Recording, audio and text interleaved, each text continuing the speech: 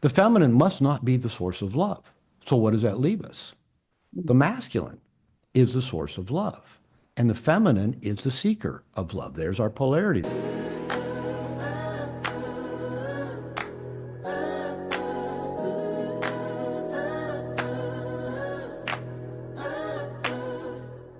If you are a man, have you ever felt like no matter what you do in your relationship, it is never enough? You try so hard to be nice, want to avoid conflict at all costs, and do everything that she wants to make her happy, but somehow she still seems frustrated, distant, maybe even resentful. So, what if I told you that being nice might actually be the problem? My guest today is Dr. Robert Glover. He is the expert on this subject. He's a renowned author of No More Mr. Nice Guy, a book that has transformed the way countless men show up in their relationships, in their work, and for themselves. And we're going to talk about why so many men struggle to express their needs and their desires, and how nice guy tendencies weaken relationships. We'll get Robert's take on what true masculine confidence looks like, feminine masculine polarity attraction, and so many other things, because Robert's written 4 books, so he has a ton of wisdom to share on these and so many more topics. I want to welcome Dr. Robert Glover. Thank you so much for taking the time to talk with me today. Lisa, thank you for the invitation. That was beautiful. I usually don't like listening when, when people read my canned bio and I go, oh, that was actually really nice. Thank you. I want to first celebrate you and the impact of your work, specifically on the No More Mr. Nice Guy world, because I know that in and of itself, before we even get into all the other things that you do and all the other books that you've written, all the other workshops that you teach, that in and of itself has helped so many men who struggle to find their voice, who struggle to set boundaries. And I see this time and time again with men, the men that I work with, the men that I work with their partners, but also in my own dating life. And so I'm super excited to get your take firsthand on all of these things. But I'm wondering if you can share a little bit about how you came to this work. Like, what's your personal connection with nice guyness? 2 years into my second marriage, my wife confronted me and she said, everybody thinks you're such a nice guy, but you're not. You're not trustworthy. I can't trust you. You're passive aggressive. You let me down. You don't follow through. You lie to me. She goes, you need help. And I'm thinking, well, I need help. Like you were describing, I do everything for you. I treat you well. I'm always trying to make you happy. I'm always giving, and it's never enough. You're never happy. You're always in a bad mood. You never want to have sex anymore. But the title of my fourth book is The Big Stick, and you asked me a few minutes ago, well, what does that mean? Well, for example, she was a big stick upside my head, is that I couldn't keep slipping by with my nice guy, going along to get along, not having boundaries, avoiding conflict, telling half truths. I couldn't get by with that. So I did get into my own personal recovery process. I didn't know at the time it was for nice guy syndrome. Mhm. I got into a 12-step group, and for the first time in my life, just started being vulnerable and open. I grew up in a very fundamental Christian church. I have 2 degrees in religion. I was a minister for 8 years. I had an angry, critical father who kind of modeled an angry, critical God. I grew up during angry feminism of the 60s and 70s, that every man's a rapist, and erection's a sign of aggression. My mother raised me to be different from my father and even told me that when I was a boy. I listened to the women say, oh, men only want one thing. They're all jerks. I thought, I don't Yeah. want to be that guy. And Yeah. so here I was working hard to not be that guy. So I was a chameleon. I was doing what all nice guys do. I was trying to become what I thought other people wanted me to be liked and loved and to get my needs met. Mhm. And second thing, I was trying to hide anything about me that might get a negative reaction from anybody. So I was doing that. And so I got first into a 12-step group and just started being vulnerable, revealing me. And it felt really, really good. I didn't realize you could talk about all this stuff and people didn't have negative reactions. The strongest reaction I ever got was, thank you for sharing, Robert. And, that's it.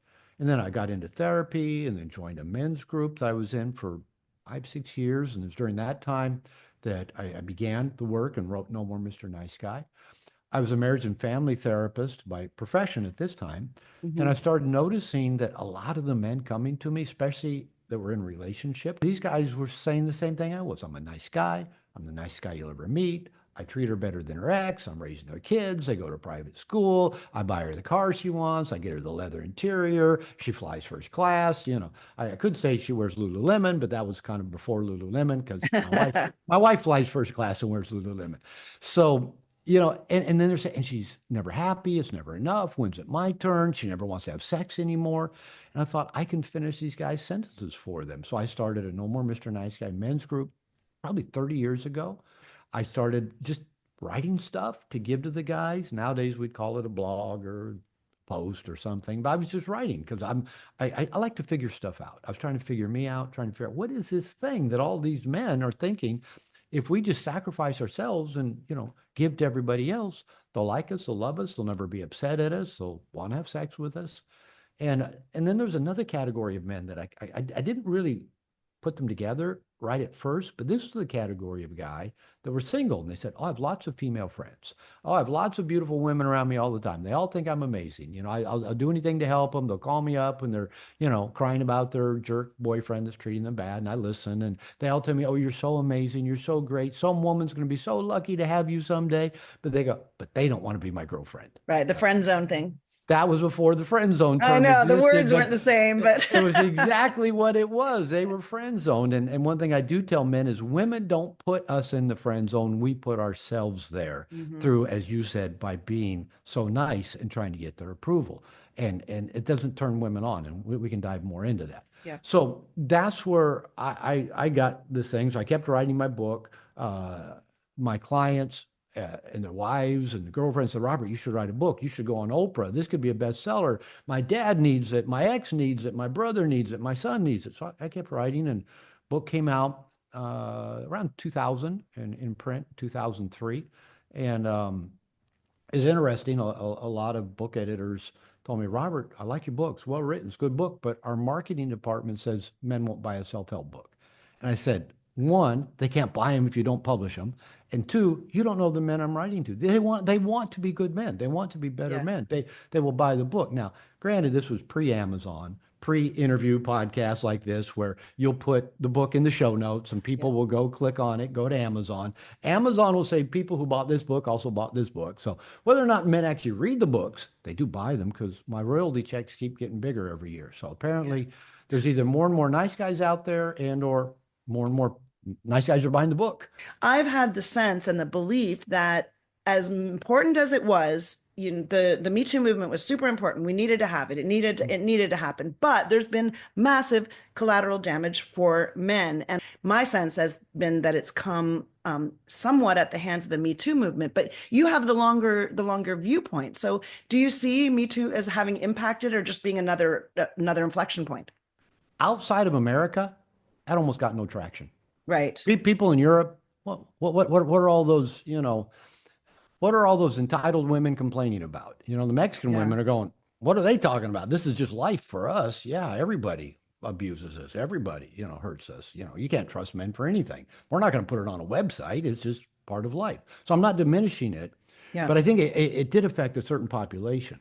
Many of my friends that live in California, yeah, they were really affected by it because that seemed to Right. be where, That's true.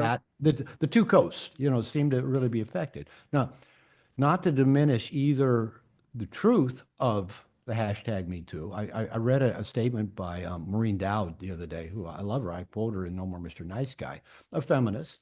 And she said, maybe we could have couched it a little bit different, that at least let's entertain the idea that what these women are saying has validity and truth rather than the victim must always be believed. Well, what if Mhm. the victim is the guy that's Yeah. actually being falsely accused? Do we believe him?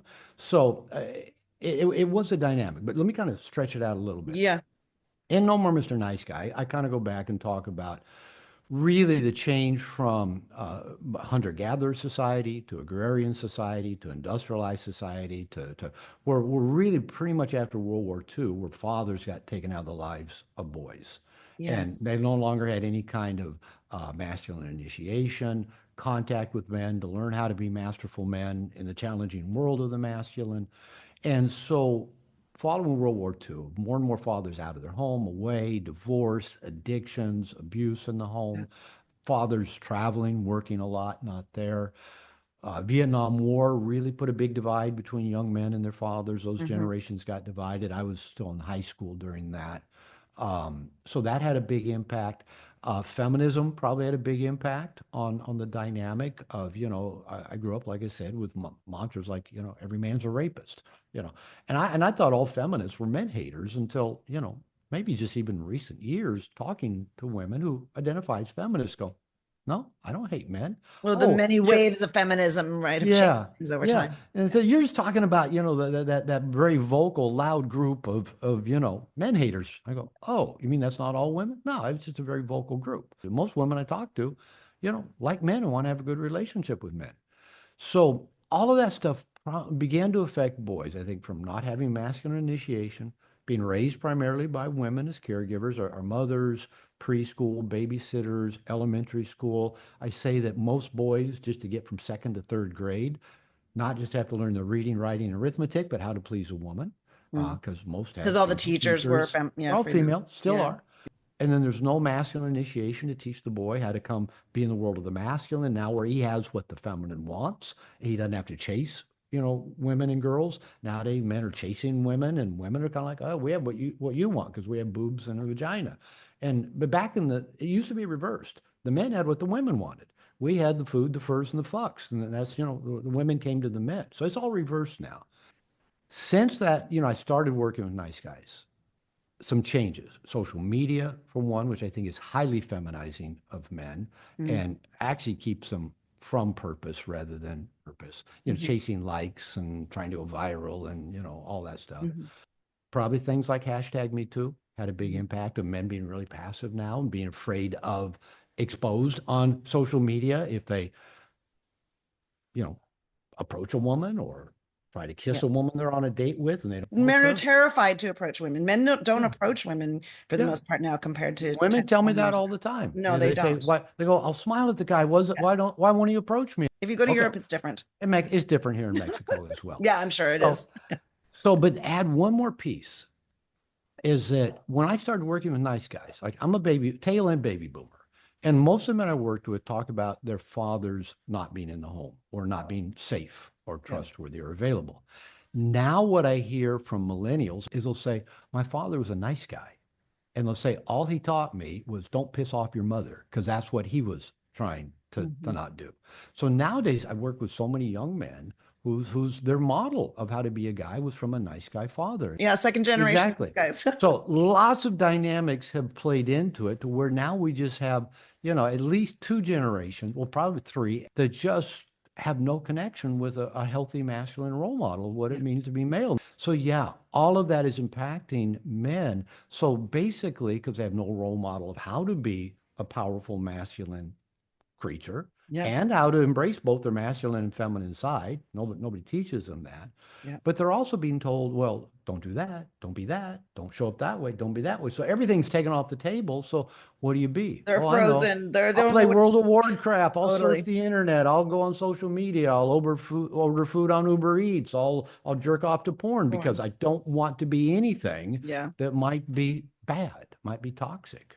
You really just laid out what my experience is right now with the modern time and all the historical processes that led up to it. And I feel my heart goes out so much for those men who deeply want to be good men, who Yeah. crave powerful, positive relationships with women. There's so many men out there who really want to be good men, and I do feel that so many are lost.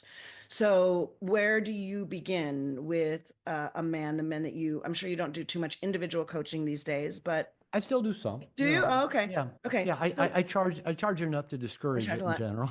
I'm really about building community. Yeah. I'll do a workshop here in my office in a couple weeks. I have an international men's program that I launched about a year and a half ago. I speak at a lot of men's events. I'm in men's community myself. To just give the very quick, down and dirty answer to your question, men need community. Yeah. We need connection with other men. We need to be supported by men, loved by men, nurtured by men. And the model coming down from David Data of masculine and feminine is that feminine is the seeker of love. It craves contact and the Mhm. flow of love. And I've always wondered, well, if the feminine in us, in me and in you, Mhm. wants connection, wants the flow of love. It is the seeker of love, then it's the consumer of love. But then, like people like Data and others will turn around and say, well, the feminine is love. And I'm going, wait a minute. If you are love, why are you seeking it? Right. And it dawned on me if we're going to go total polarity, the feminine must not be the source of love. So what does that leave us? The masculine is the source of love. And the feminine is the seeker of love. There's our polarity. There's our yin and Mm. yang. And the first time I shared this with a man, I've been pondering it for a couple of years before I ever spoke it out loud. The whole cultural meme is women are love, mothers are love, this is Yeah. love, women, romance novels, love songs, he loves everything's about, well, they're the seeker and consumer of love, but Hmm. where are they seeking it from? Polarity point of view has got to be the masculine. Now, we usually think of, men as just, cavemen. But if you think about it, I don't know if you're familiar with a book called The Road Less Traveled. I read it at 19. I consider it to be the very first book that led me on my personal growth journey. I read it I, when I was in university in I 19. preached sermons on that when I was a Wow. fundamentalist minister.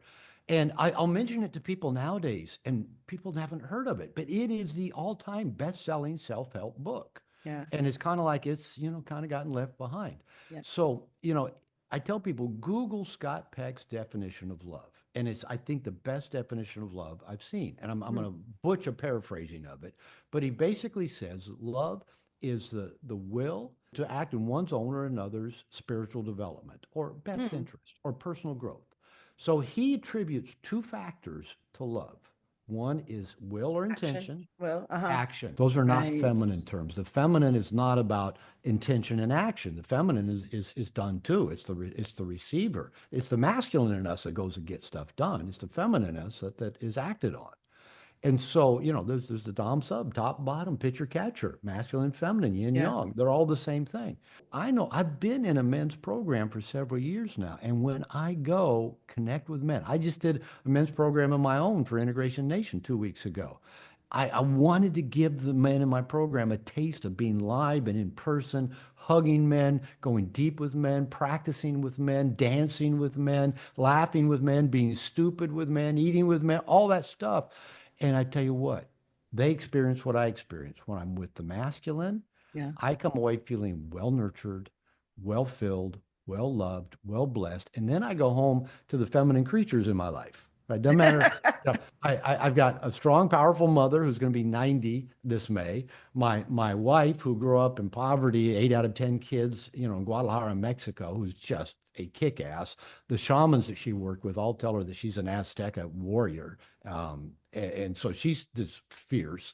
My daughter, my granddaughter just turned 18, strong. She's a kick-ass young woman. She's just this bright, smart, and I said, okay, my goal in life is that my granddaughter has a good choice of men out there, strong, Mm. powerful men that can match her. Because when you said you have empathy for men, I do too, Yeah. but I have empathy for women. Hmm. Because really, for many years now, the only choice you women have had, if you're straight, is the wussy doormat that wants to please you, and you can walk Yeah. all over him, and you go, but I don't want to walk all over you, but you'll take control because he won't step up, Hmm. or the asshole jerk that treats you like shit, sleeps with your best friend, steals from you, blah blah blah, gives you diseases. So that's been your choices, right? Yeah.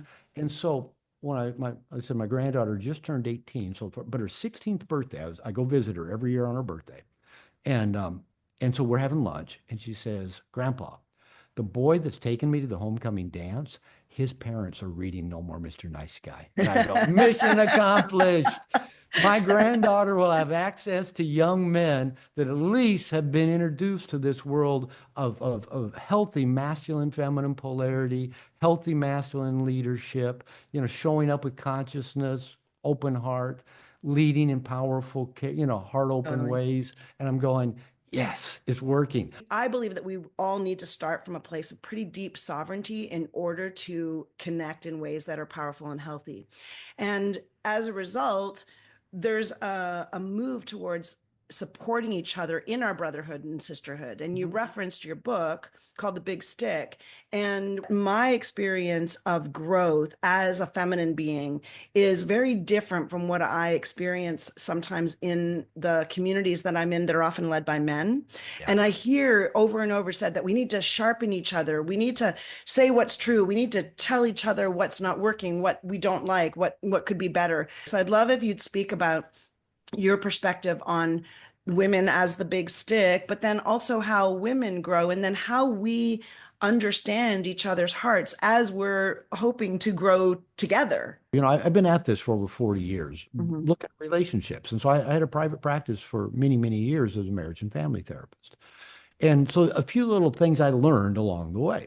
And one thing that I would tell couples when they walked in my office is I would tell them first session, the best thing that the both of you can do for your marriage is have good same-sex friends.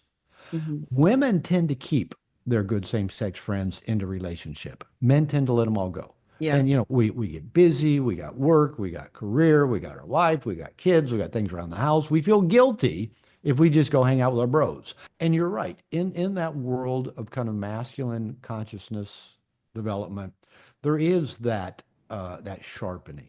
I heard David Data on a call in the men's program I was in. This was a few years back. We were Yeah. talking about men's groups, and somebody asked David, what is the purpose of a men's group or a men's program? And he said, well, whether it's just a single gathering in time or an ongoing group, he said men tend to go to a men's group for three reasons. He said one is to be supported.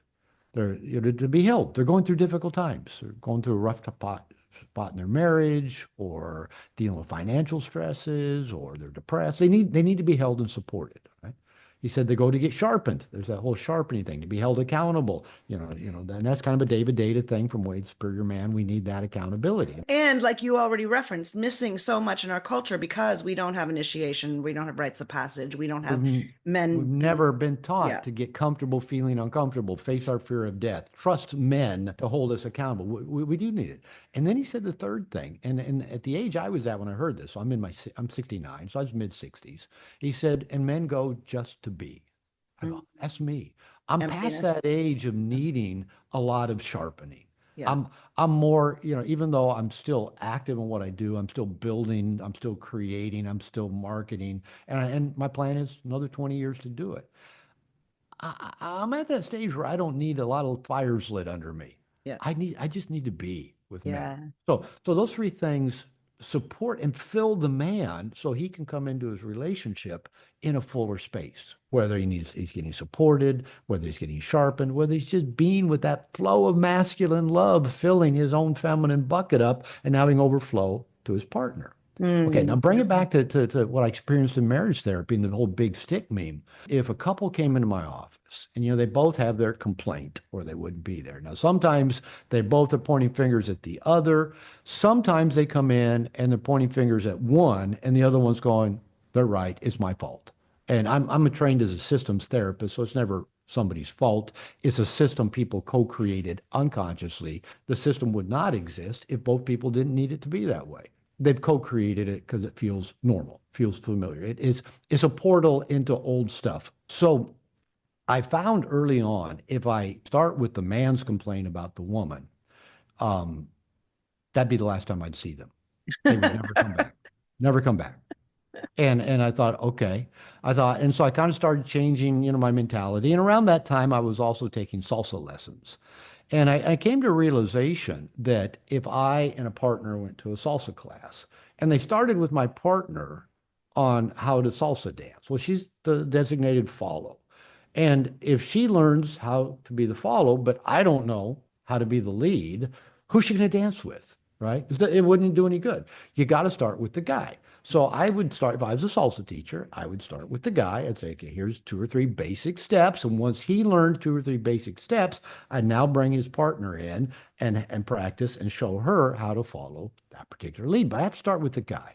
And I remember I went to a conference, a marriage and family therapy conference, I think years ago in Seattle. I don't know if you know Terry Real. He's a self-professed feminist.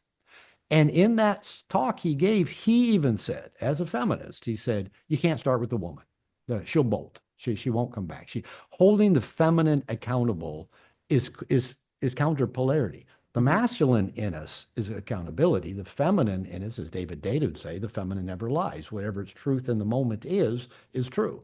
And so when I would work with couples, I would often ask them, "What have you guys done to work on this so far? Have you been to other therapists?" And if they said, "Well, yeah, we've been to a couple of other therapists," and I go, "Well, how'd that go?" And almost always they would say, "Well, it didn't work out." And occasionally I would ask, "Whose decision was it to not go back to couples therapy?" And I'm not making this up. 100% of the time, it was the woman's. Really? The I'm woman surprised by that. decided, the woman just, oh, you'd be surprised by a lot of things I've seen. It was always the woman because what happened is the woman got called out to be accountable in some fundamental way and Hmm. she bolted because the feminine is not about accountability. The masculine is okay, I'll take accountability, responsibility. There's the polarity. Now, we all have masculine, feminine side. And I'm not equating Hmm. guys, Gender. masculine, women, feminine. We've Yep. got both. I've got a very strong feminine side. Yep. I've had to actually learn how to be more masculine. But for the feminine part of you, if you get hit with accountability, sharpness, precision, be the container, you're going, that doesn't resonate with me. I Yeah. don't even know how to grasp that. What you're going to resonate with is how to open to the masculine presence, how to flow Mhm. into the container that a conscious masculine entity can create for you. Here's the piece that I want to get at. I can imagine men hearing that and saying, "Well, what the fuck? Why do I have to do all the work? Why do I have to do all the Yeah, sharpening? I Why hear do I that. have to be the one?" And I can imagine men saying that she should do it too. How come I she hear doesn't it. need to change? So then how do you address that? I think of an example. I had a client. I worked with. He was in one of my men's groups, and I was doing couple therapy with him and his wife, so I knew them. He was a pilot, and he'd get home and he'd be gone like for 2 to 3 days because you got to fly there, spend the night, fly back. And they had kids, and he gets home, and his wife wanted his attention, and he just wanted to go to bed. He was exhausted. He was jet lagged. He had nothing left in him, and he tried to convince her, "Can't she just wait till I've gotten some sleep?" And I said, "You've been gone." That feminine need to connect deeply is it's not going to go away just because you're tired. So I asked the guy, what if your bosses said, "Hey, we're out of pilot. We need someone to fly a leg down to LA and back." And he goes, would you muster the ability to go do it? He goes, "Yeah, I'd make it happen and I'd do it well." And I go, "That's what you need to bring to your woman when you Yeah. come So home." building capacity. Building that capacity. Yeah. And then men will often say, "Well, is it always my job to lead?" I go, let's assume it's always your default role to at least get the ball rolling, to at least be the conscious observer of what's happening and what's most needed. You don't have to have the answers, you don't have to fix anything, but you at least have to show up with some consciousness to at least create a container in which what needs to be done can be best done.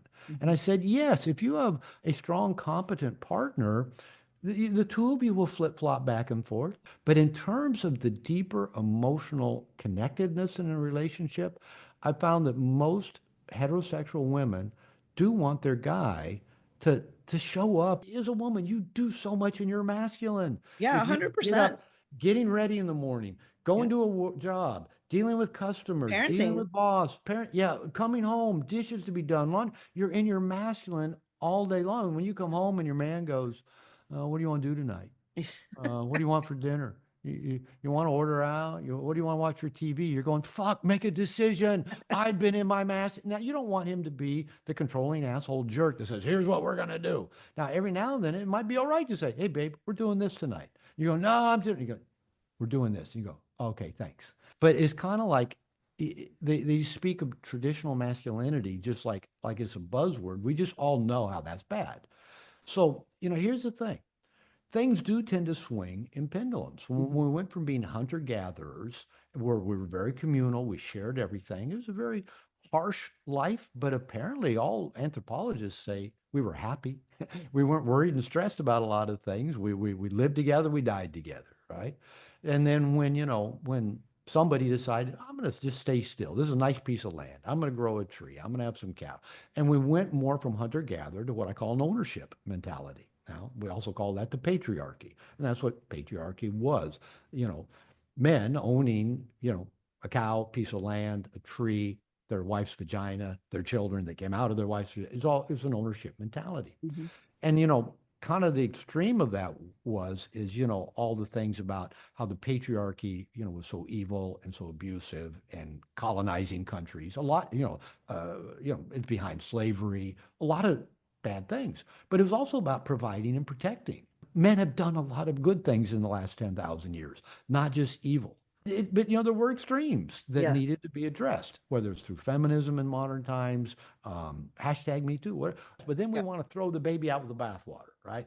Everything men do is evil. Everything's toxic. Mansplaining, man spreading, man this, it's all evil. And so we've gone to another extreme. So the good news is that the worlds that you and I tend to spin around in, I see, and this is what I teach, and I expect similar to what you teach, we're not going to swing back to half of this and half of this. We got to move up where we become Mm, more nice. conscious, where we learn to release toxic shame, where we learn to self-soothe, where we learn to be differentiated by asking, what do I want? What's important to Yeah. me? Stay true to it. Where we learn to be open-hearted and authentic and integrated, integrating our dark and our light. And we got to move up. But the good news is I see this happening. Hmm. Now, are there some people swinging from this side of the pendulum back over here? Yeah, that's happening. Is that going to solve or resolve anything? No, it's just going to keep the culture wars alive and keep Right. all this battle between men and women, right and left, Republican, Democrat, just keep all that craziness going. But when we start going like this, that's when things shift. That's called a second order Mm-hmm. change. Mm-hmm. First order change is, well, I'm going to do A so I can get B. And that's what we all try to do to get change. And when that doesn't work, we double down and just try to find a different A to get to B. Second order changes where we fundamentally shift something in the system where it can no longer be the same. So it Mm-hmm. has to be different, but how it's going to be different, we don't know. It's unpredictable. It's a beautiful concept, but we Mm-hmm. got to be willing to have a little bit of chaos and uncertainty to create second order change. Otherwise, we just keep first order, just keep swinging back and forth like that. We're Yeah, bumbling it's our messy. way. It's messy. And Yeah. again, second order change is always messy, and we Yeah. don't always know the outcome. And we got to be willing to detach and let go Yeah. and surrender and accept and breathe and stay grounded and be curious. All those things let us move into a new realm. So if a woman tells a man what to do and he does it, she just polarized him into his feminine. But if the man does that and you do it, you just got polarized into your feminine. The opening process has begun.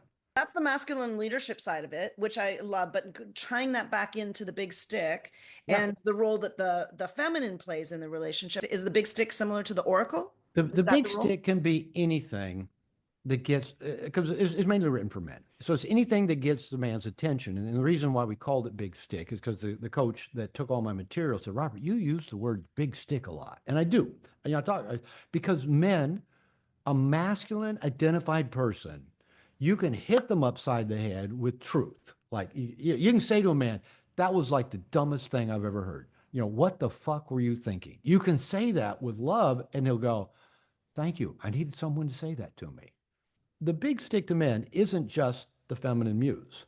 It can be, but it can be again, other men sharpen. It can just be, I had a tumor, Okay. blocking Yeah. my small intestine. That was a big stick that got me to face death. So big stick can be a lot of things, but one of the things that I tell men about relationship, especially again, if they're primarily a default masculine identity and they're with a default feminine person, is that I said, whatever your male brain thinks that a woman will do for you, she won't.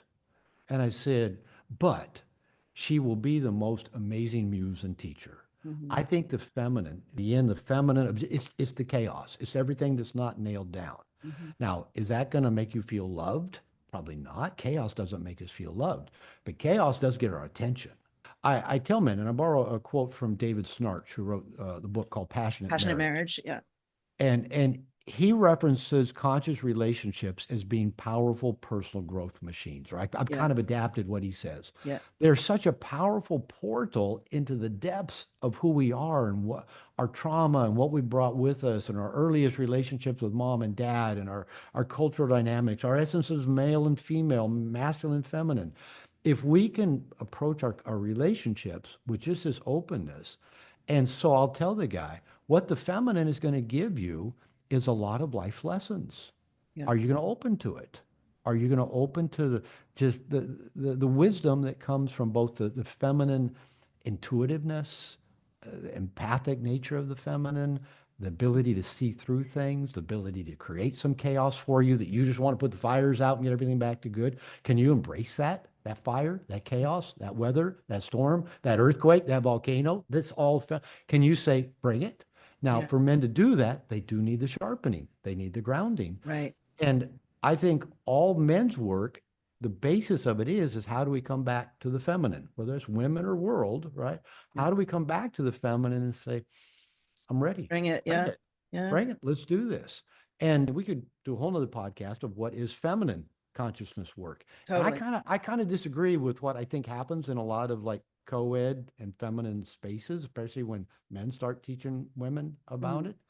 Um, Like what? Okay, like what? All right, I got to know. I tee it up for you. Okay, so in some ways, I think it can turn, let's say, the feminine partner in the practice into an addict. In that, for in a very condensed amount of time with a man being coached and with music and words and and breathing and grounding and eye contact and being there and being solid. The man's being coached in a basically a lab, a petri dish, not the real world. And Mhm. you're getting all that, and the woman gets to experience that presence, that masculine presence, and just is just opened, Yeah. right? And it feels damn good. Yeah.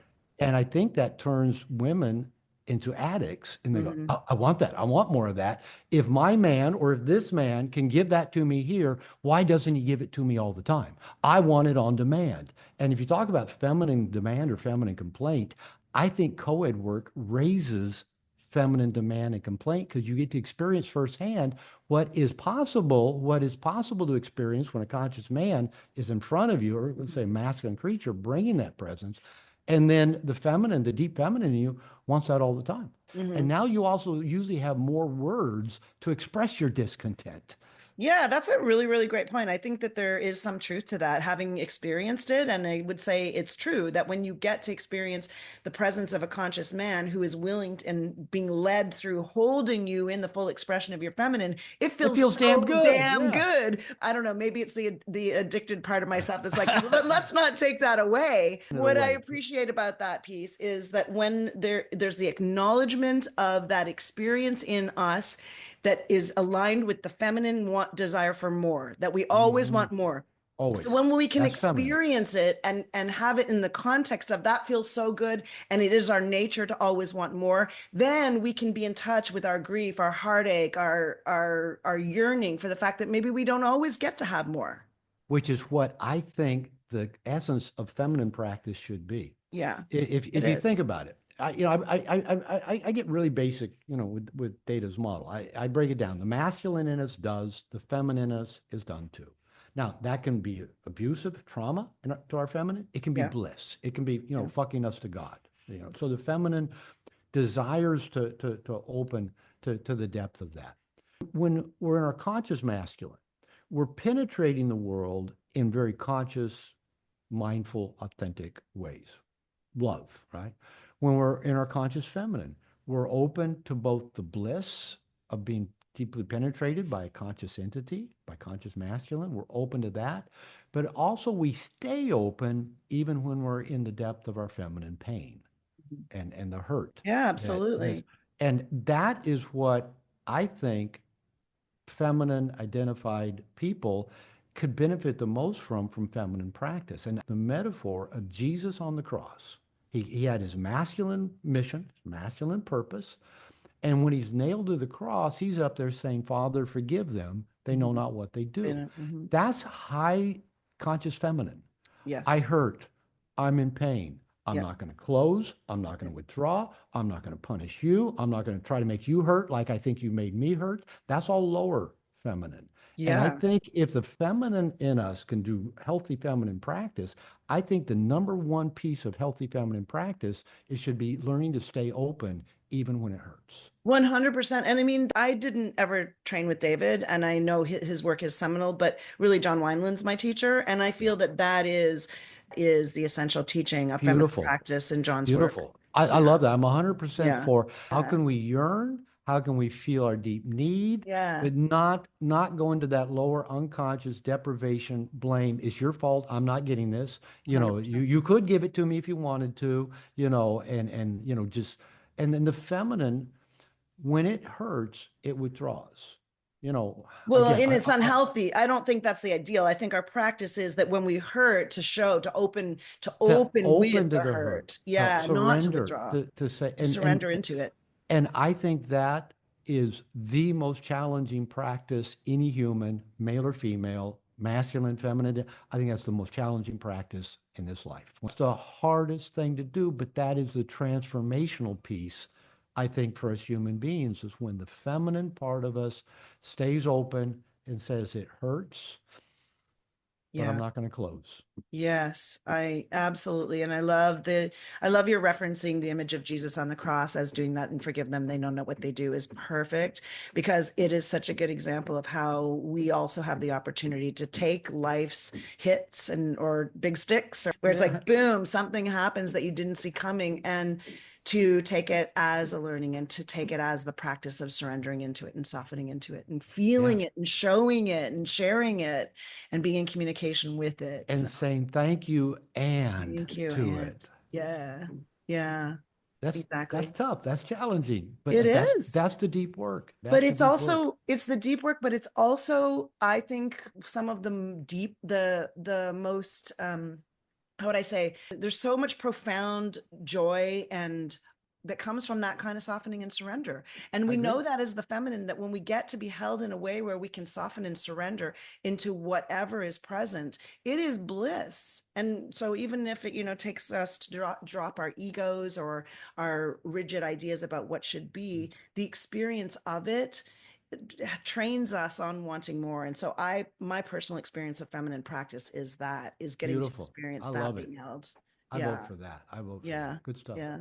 I think it's great stuff. And going back to your mention that, you're hopeful for the world. Tell me just a little bit more about how you see yourself contributing to it, what you see as happening right now, what you see the future, the near future for the world and for yourself, and how you're going to play into it so we can wrap up there. I've been around this work for 30 plus years. And, I didn't set out in men's work. It didn't exist. Yeah. Back then, about all we had was a mythopoetic movement. Robert Bly, Michael Mead. I went out in the woods. I beat a drum. I had a talking stick. I said ho. There wasn't a I said, lot back oh, then. Right? Ho, that's what you say, ho. And there wasn't much more out there. I think Mankind Project existed. I think the Sterling Weekends existed. But Mhm. unless you had a buddy that told you about it, word of mouth, I mean, there was no internet, spreading the word about it. So when I started my men's work, I did it in a 12-step group, and it was my first men's group because it was all guys. It was a sex addicts group, and there were a bunch of, pretty hardcore guys in there. So I got the taste of men's work from that. And then I got lucky. I fell into a really good men's group led by a female psychologist around sexual shame. Again, I was in that for 5 or 6 years. So when I started this work 30 something years ago, you got lucky if you found Yeah. something to help you do the work. Nowadays, with the internet, and even though I'm not a fan of social media, with social media, websites, there's so many men and women's coaches out there, programs for men and women, retreats, books for men and women. Like the publishers have said, well, we can't publish a self-help book for men. Now, people like John Wineland, David Data, Connor Beaton, lots of people can get books published. So I'm optimistic for no other reason than used to be. We had no good information. Yeah. Just the Okay, access. here we are. Here I was trying to be different from my father, and then what? Yeah. What else? Okay, I'm not like my dad, but what? I'm just a passive nice guy. So the good news is there's so much good stuff out there. Now, there's a lot of questionable stuff out there, like you Yeah. you mentioned earlier. But the good news is, I think there's enough good stuff to outshadow the questionable Well, stuff. take And over. yeah, well, and the beauty of it is, especially in the younger generation, the Gen Zs that have grown up, with a cell phone in their hand, since they were a couple years old, just being, pushed information constantly. They're the best informed generation that's ever lived this planet. It is And amazing. hopefully they're consuming some of the good stuff Yeah. because now, like I heard somebody say the other day, oh, to have the enthusiasm of a 21-year-old life coach. And the certain paradox that, these guys have grown up with enough information to call themselves life coaches at 21 years old. Maybe they have some good information They to do. I share. mean, I have 20-year-old and 26-year-old kids. And so I know a lot of kids in that age range. And I am telling you, it is true. They have so much more insight and such a wider view of the world than we ever had at their age that they have, if they're predisposed to it, they can have the depth and the presence and the interpretation and the philosophical attitudes that can take us higher in this world. Yeah, I meet 20-year-old guys that have, done, plant medicine ceremonies, vision quests, sun dances, and I'm going, I never heard of that stuff when I was your age. I had no idea. So You know, that's why I'm optimistic. I yeah. really do think that, with all the crap that's out there on the internet and social media and all the gender wars, political wars, all of that stuff, again, I think there's a rising up. And Yeah. I'm and an optimist luckily too. there's good resources for it. And my role in that, I'd kind of toyed with the idea of semi-retirement, maybe focus on writing some more books. Don't work quite so much. And then it hit me. You know, I'm at the most influential place in my life that I've Yeah. ever been. I have the platform and the status and the reputation that people would die for, they'd pay good money for, and I've got it. And I thought, who am I to just kind of hide it under a bushel? Yeah. And so I made a commitment about 2 years ago. I thought, okay, I'm going to launch this men's program, a worldwide community for men. I'm in it for the next 20 years. Mhm. So my challenge is to really embrace, I'm here to speak to a Yeah. worldwide community, not as some guru, not as some cult leader, not as I got the answers, but to just, I think Ted Ryder, Hmm. and he gave us an assignment out in the desert a few years ago to go talk to God for 20 minutes and listen to God for 20 minutes. And I came back and we all kind of shared the experience. And I said, I was told to build a kingdom of love. Mm. I said, I have no idea what that means, how to do it. Amazing. Uh, I, I think that's why I'm here. I was gonna sit So with that. That's beautiful. I love that. And I'm encouraged, heightened, and inspired by that. I just turned 60 last week, and I also feel that it's a stage and a time right now. I don't have the same platform that you do, but at least not yet. And you just got up on the platform with me. You're up there. You brought me up on your platform. Yeah, and but I feel the same. I feel in a similar way. I feel that I have something to serve and that the world needs us. It needs our vision. It needs our optimism. It needs our perspectives. And there's so many new openings for that. And so I feel 100% committed to serving the vision of love and deeper connection between the masculine and the feminine in us and in each other. And so that's why I'm here. You know what I say to that? Mm. Oh, Oh, oh, oh, thank you so much for being here. Thank you so much for your time. Lisa, Thank you for thank you. all that you do for the world and for men and for women's connection. Thank you for spreading the word and thank you for doing what you do. And yeah, let's keep it up. We got Absolutely. my mom, like I said, my mom's turning 90 in just a couple of months. So I'm planning on being around at least that long. Yeah, for a while. I feel like we have quite a few more hours of conversation we could have in us too. I So see that happening. cool. Thank you so much.